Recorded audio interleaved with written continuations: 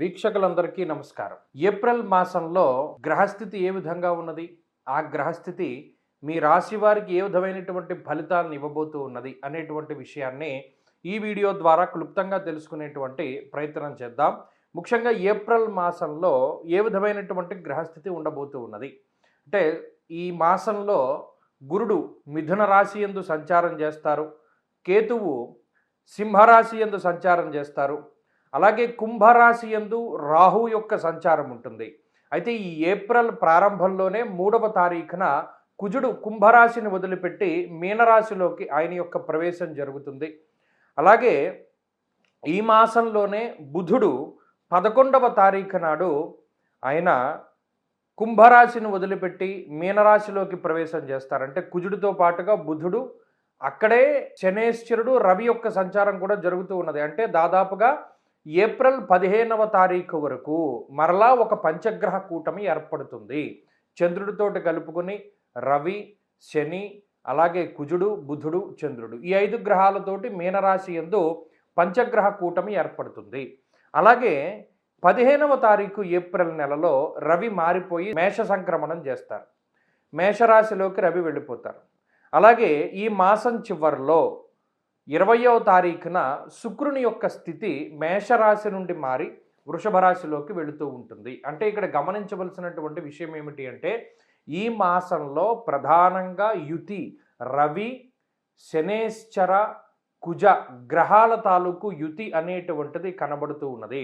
రవి, కుజ, శనేశ్చరుల యొక్క యుతి అనేటువంటిది ప్రమాదకరము. ఎందుకు ప్రమాదకరము మనం ఆదిలోనే చెప్పుకున్నాం. ఏమని? గురుని యొక్క సంచారం ఏకస్మిన్ వత్సరే జీవే రాశిత్రయం ఉపాగతే. 3 రాశుల్లో గురుడు సంచరిస్తూ ఉన్నారు. ఇది మంచిది కాదన్నాం.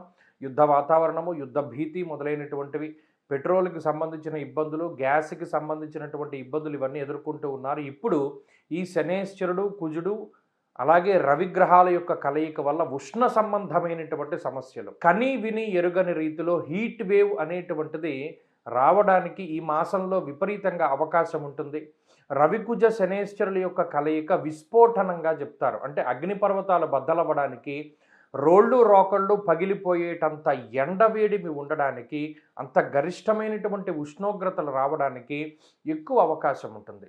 కాబట్టి విద్యుత్తుకి సంబంధించినటువంటి ప్రమాదాలకి, లేదా ఈ అగ్ని సంబంధమైనటువంటి ప్రమాదాలకి, కార్చిచ్చులకి, మరీ ముఖ్యంగా మనం పంచాంగ శ్రవణంలో కూడా చెప్పుకున్నాం, అడవిలో ఉండేటువంటి జంతువులకి ఇబ్బంది అని, అటువంటి వాటికి ఎక్కువ అవకాశం ఉంటుంది.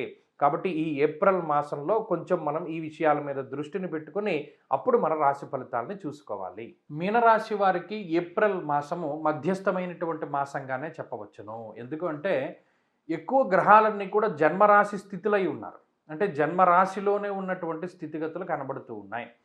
ఎందుకంటే ఇప్పుడు జన్మ కుజుడు, జన్మ శనేశ్వరుడు, రవి, బుధుడు, చంద్రుడు, 12వ స్థానమందు రాహువు, అర్ధాష్టమ గురుడు, చెప్పుకుంటూ పోతే గ్రహాలు ఏమీ అనుకూలంగా లేవు. నిజానికి మనం ఏం మాట్లాడకూడదు. మీనరాశి గురించి ఎంత తక్కువగా మాట్లాడుకుంటే అంత మంచిది.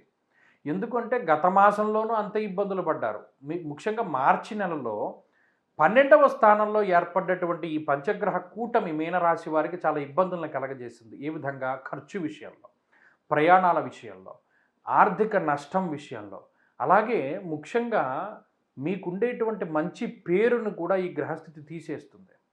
సమాజంలో ఒక రకమైనటువంటి చులకన భావం మీ మీద వచ్చేటువంటి విధంగా ఈ గ్రహస్థితి ప్రోత్సహిస్తూ ఉంటుంది. మీరేం తప్పు చేయకపోయినా, మీరేమీ వ్యతిరేకంగా వెళ్ళకపోయినా, మీ పని మీరు చేసుకుంటూ ఉన్న గ్రహస్థితి మిమ్మల్ని ఇబ్బంది పెడుతూనే ఉంటుంది. మరి ఈ మాసంలో ఇదే గ్రహస్థితి అంతా జన్మరాశిలోకి వచ్చినప్పుడు దేహార్తి చిత్త సంతాప కాలాతిక్రమ భోజనం అన్నారు. ఈ నెలంతా జరిగేది ఏంటి అన్నది క్లుప్తంగా చెప్పేస్తాను, మీరు గమనించండి. ఒకటేంటి అంటే కాలాన్ని అతిక్రమించి భోజనం చేయడం, శారీరక శ్రమ, అలసట, అలాగే అనారోగ్య సమస్యలు ఏవో ఒకటి బాధిస్తూ ఉండడం. పెద్దవి కాదు, చిన్న చిన్నవే.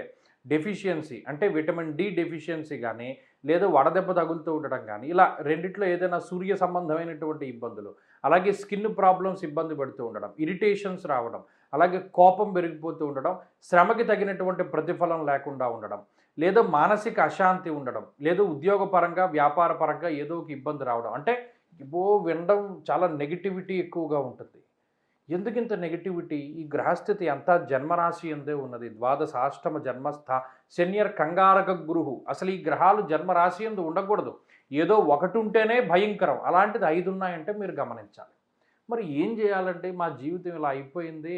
ఎక్కడైనా నెగెటివే చెప్తున్నారు. పైగా మొన్న ఈ సంవత్సర ఫలితాలు చెప్పినప్పుడు మీన రాశి వాళ్ళు ఇంక పని అయిపోయిందని చెప్పారు. ఒకాయన నాకు ఫోన్ చేశాడండి. మీరు గురుడు మారతారు. గురుడు 5వ రాశిలోకెళ్ళినప్పుడు మీన రాశి వాళ్ళకి బావుంటుందని చెప్పారు. అప్పటి నుండి మిగతా వాళ్ళందరూ కూడా మీన రాశి సూపర్‌గా ఉందని చెప్పుకుంటూ వచ్చారండి. నాకు ఆత్మస్తుతి చేయడానికి ఆయన చెప్పలేదు. కానీ ఉన్నదున్నట్టు మనం మాట్లాడుకోవాలి. గురుడు మీకు పంచమంలోకి వెళ్ళినప్పుడే విముక్తి. అది జూన్ 2 వరకు చేసేదేమీ లేదు. అందులో గ్రహస్థితి బాగా లేకపోవడం మాత్రమే ఉంటుంది. కాబట్టి ఈ విషయాలు దృష్టిలో పెట్టుకోవాలి. మరి జూన్ 2 వరకు ఏప్రిల్ అయినా, మే అయినా ఏది పెద్ద లాభించే పరిస్థితి లేదు. జూన్ రావాల్సిందే. ఈ విషయాన్ని దృష్టిలో పెట్టుకొని గురుబలం వచ్చేంత వరకు అన్నీ కూడా మనం ఏ పని కూడా చేయకుండా స్తబ్దుగా కూర్చొని ఉండడం చెప్పదగినటువంటి సూచన. మరీ ముఖ్యంగా మీన రాశి వాళ్ళు చాలా జాగ్రత్తగా ఉండాలి. ఈ విషయం మాత్రం నేను చెప్పగలుగుతాను.